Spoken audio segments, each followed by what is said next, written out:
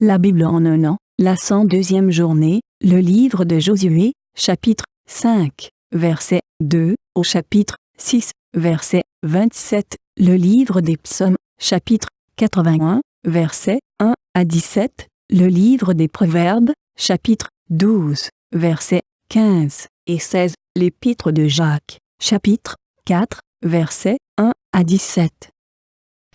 Josué, chapitre 5.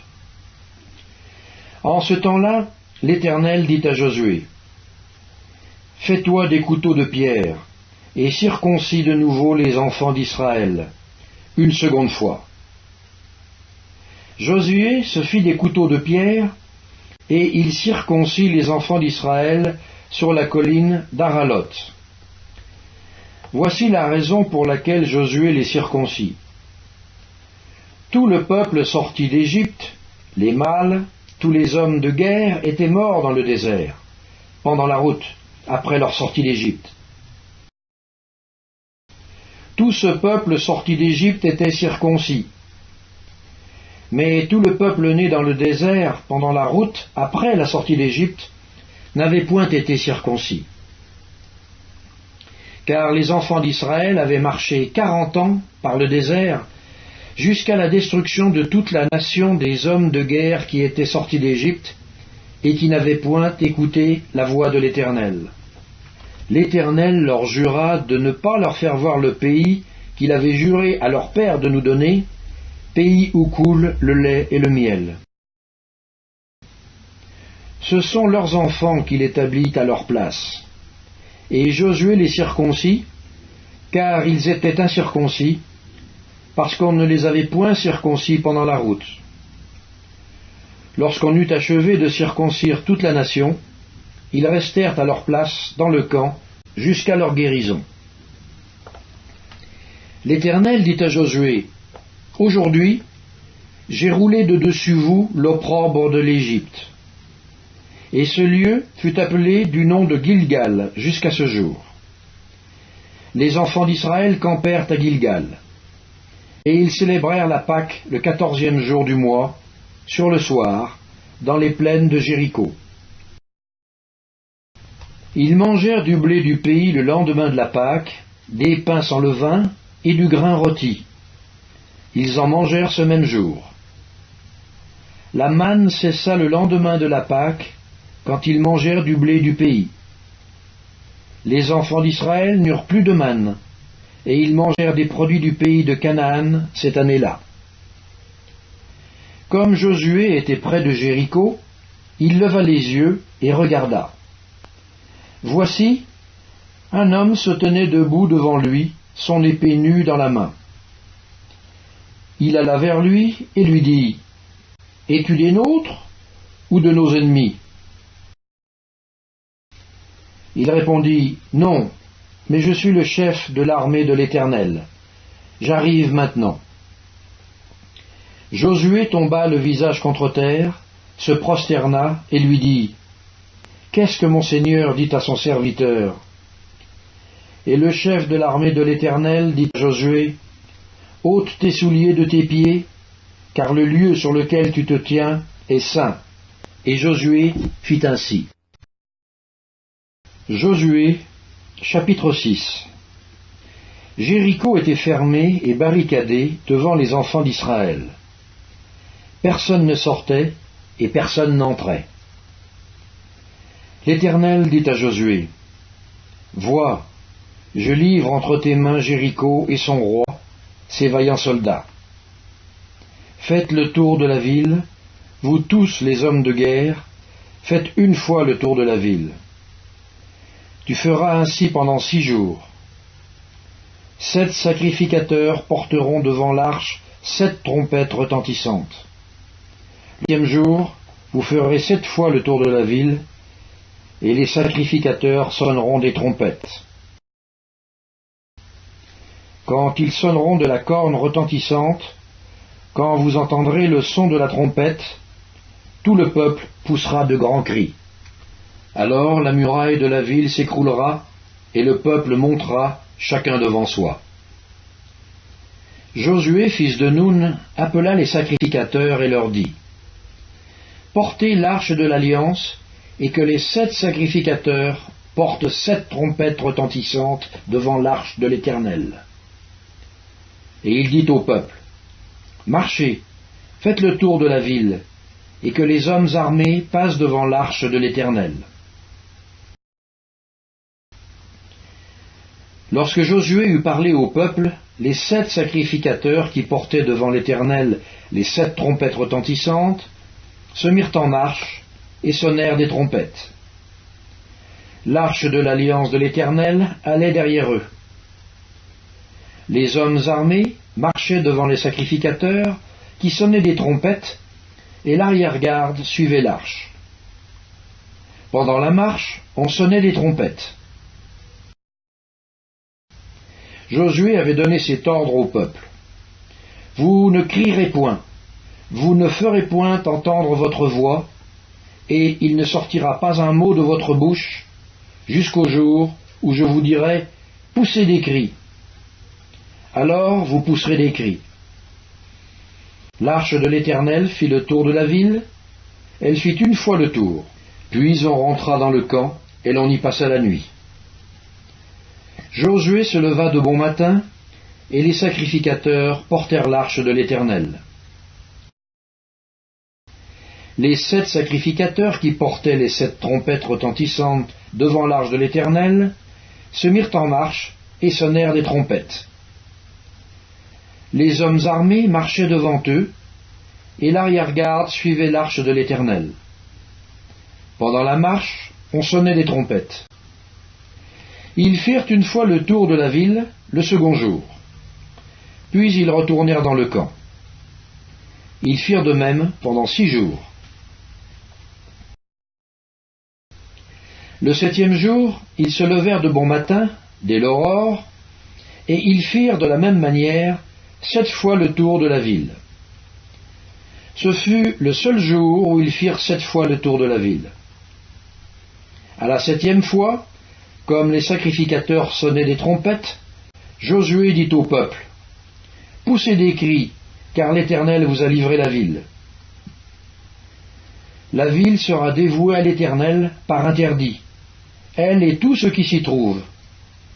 Mais on laissera la vie à Rahab la prostituée, et à tous ceux qui seront avec elle dans la maison, parce qu'elle a caché les messagers que nous avions envoyés.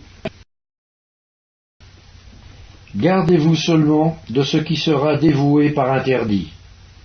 Car si vous preniez de ce que vous aurez dévoué par interdit, vous mettriez le camp d'Israël en interdit, et vous y jetteriez le trouble. Tout l'argent et tout l'or, tous les objets d'airain et de fer seront consacrés à l'Éternel, et entreront dans le trésor de l'Éternel. Le peuple poussa des cris, et les sacrificateurs sonnèrent des trompettes. Lorsque le peuple entendit le son de la trompette, il poussa de grands cris, et la muraille s'écroula. Le peuple monta dans la ville, chacun devant soi. Ils s'emparèrent de la ville, et ils dévouèrent par interdit, au fil de l'épée, tout ce qui était dans la ville, hommes et femmes, enfants et vieillards, jusqu'aux bœufs, aux brebis et aux ânes. Josué dit aux 2 hommes qui avaient exploré le pays, « Entrez dans la maison de la femme prostituée, et faites-en sortir cette femme et tous ceux qui lui appartiennent, comme vous le lui avez juré. » Les jeunes gens, les espions, entrèrent et firent sortir Rahab, son père, sa mère, ses frères, et tous ceux qui lui appartenaient. Ils firent sortir tous les gens de sa famille, et ils les déposèrent hors du camp d'Israël. Ils brûlèrent la ville et tout ce qui s'y trouvait. Seulement, ils mirent dans le trésor de la maison de l'Éternel l'argent, l'or et tous les objets d'airain et de fer. Josué laissa la vie à Rahab la prostituée, à la maison de son père et à tous ceux qui lui appartenaient. Elle a habité au milieu d'Israël jusqu'à ce jour, parce qu'elle avait caché les messagers que Josué avait envoyés pour explorer Jéricho. Ce fut alors que Josué jura en disant : Maudit soit devant l'Éternel l'homme qui se lèvera pour rebâtir cette ville de Jéricho. Il en jettera les fondements au prix de son premier-né, et il en posera les portes au prix de son plus jeune fils. L'Éternel fut avec Josué, dont la renommée se répandit dans tout le pays. Psaume 81, au chef des chantres, sur la guitite, d'Asaph. Chantez avec allégresse à Dieu, notre force. Poussez des cris de joie vers le Dieu de Jacob. Entonnez des cantiques, faites résonner le tambourin, la harpe mélodieuse et le luth. Sonnez de la trompette à la nouvelle lune, à la pleine lune, au jour de notre fête, car c'est une loi pour Israël, une ordonnance du Dieu de Jacob. Il en fit un statut pour Joseph quand il marcha contre le pays d'Égypte. J'entends une voix qui m'est inconnue. J'ai déchargé son épaule du fardeau, et ses mains ont lâché la corbeille. Tu as crié dans la détresse, et je t'ai délivré. Je t'ai répondu dans la retraite du tonnerre, je t'ai éprouvé près des eaux de Mériba. Écoute mon peuple, et je t'avertirai. Israël, puisses-tu m'écouter? Qu'il n'y ait au milieu de toi point de dieu étranger, ne te prosterne pas devant les dieux étrangers. Je suis l'Éternel, ton Dieu, qui t'ai fait monter du pays d'Égypte. Ouvre ta bouche, et je la remplirai. Mais mon peuple n'a point écouté ma voix, Israël ne m'a point obéi. Alors je les ai livrés au penchant de leur cœur, et ils ont suivi leurs propres conseils. Oh, si mon peuple m'écoutait, si Israël marchait dans mes voies. En un instant, je confondrai leurs ennemis, je tournerai ma main contre leurs adversaires. Ceux qui haïssent l'Éternel le flatteraient, et le bonheur d'Israël durerait toujours. Je le nourrirai du meilleur froment, et je le rassasierai du miel du rocher. Livre des Proverbes, chapitre 12. La voix de l'insensé est droite à ses yeux, mais celui qui écoute les conseils est sage. L'insensé laisse voir à l'instant sa colère, mais celui qui cache un outrage est un homme prudent. Épître de Jacques, chapitre 4. D'où viennent les luttes? Et d'où viennent les querelles parmi vous?